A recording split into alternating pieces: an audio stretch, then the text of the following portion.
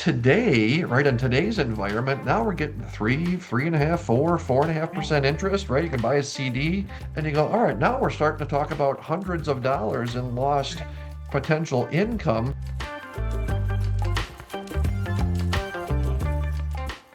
Okay, John, the three things I don't like about Venmo and Zelle. Venmo and Vel. First, and this is really my biggest, is no consumer protections. So if something goes wrong, that's it. You say bye-bye to whatever you've put through Venmo or Zelle. And, maybe you could plead your case with the bank if it's Zelle or with the Venmo powers that be.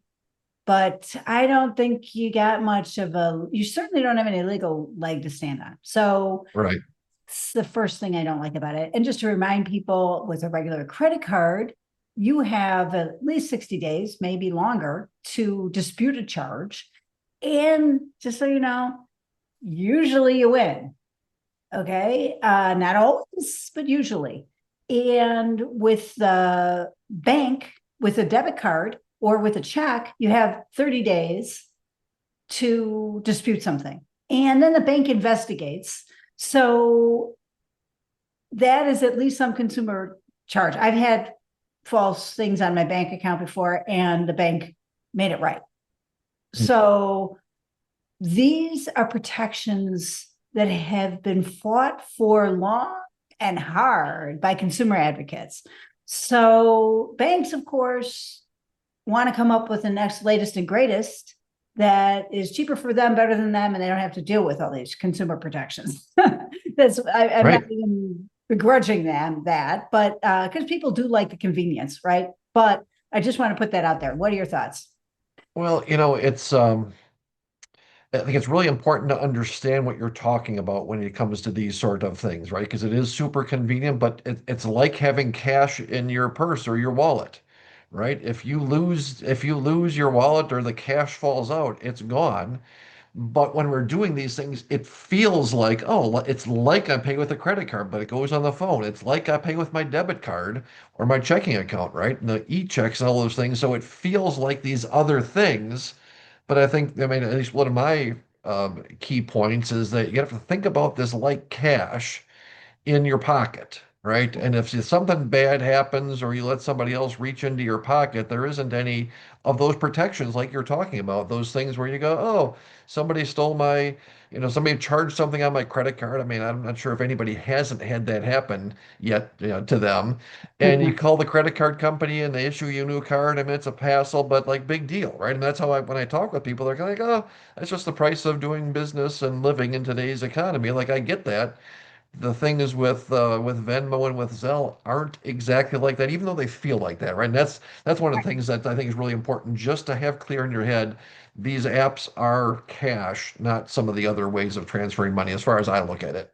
Second beef, and this is with Venmo. Okay.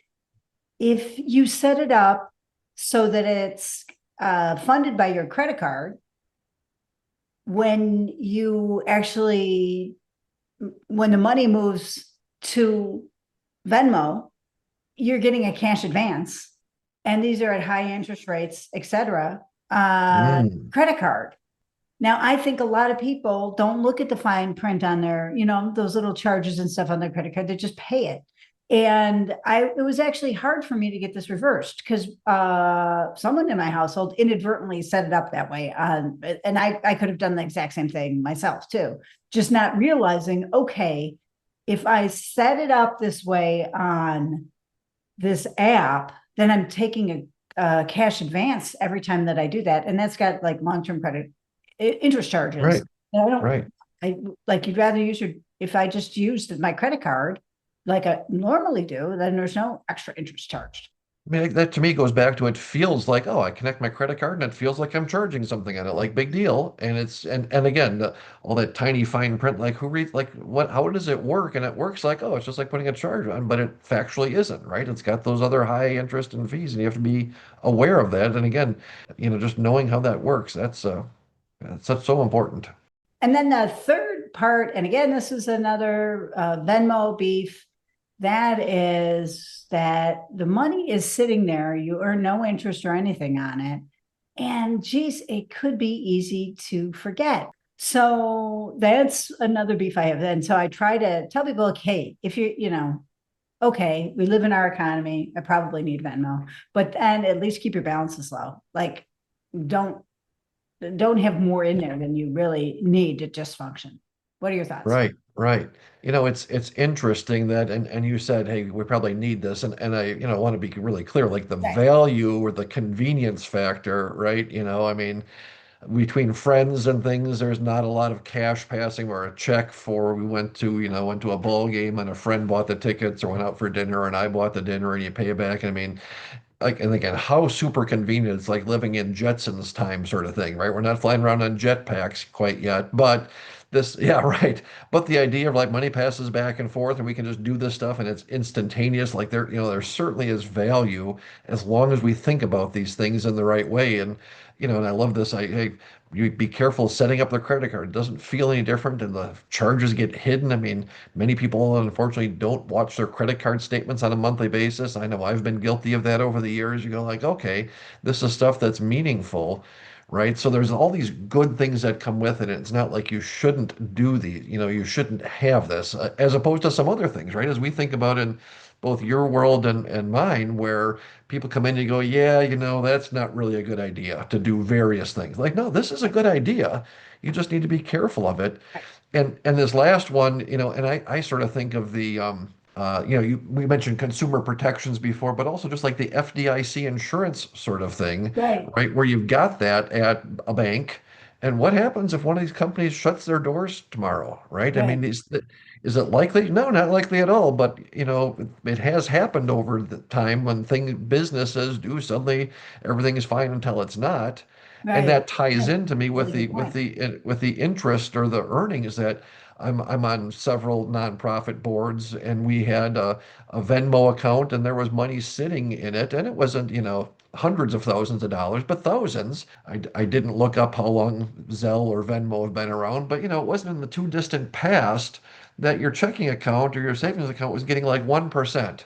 Right. Right. And if you got six or eight or $10,000 and you're earning 1%, I mean, it's not nothing. Today, right, in today's environment, now we're getting 3.5%, 4.5% Right. interest, right? You can buy a CD at that level today, at least last I looked.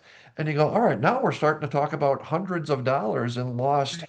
potential income just Right. because of not paying attention. Where it's almost like that thing, Bridget, when somebody gets an income tax refund, right? And you get this money in the spring, and you go, oh, isn't this great? And you go, yeah, but you loan that money and you didn't get you loaned that money to the government and didn't get any interest on it. Well, shoot, 15 years ago, 10 years ago, you're like, well, how much interest are you making on that over the course of the year?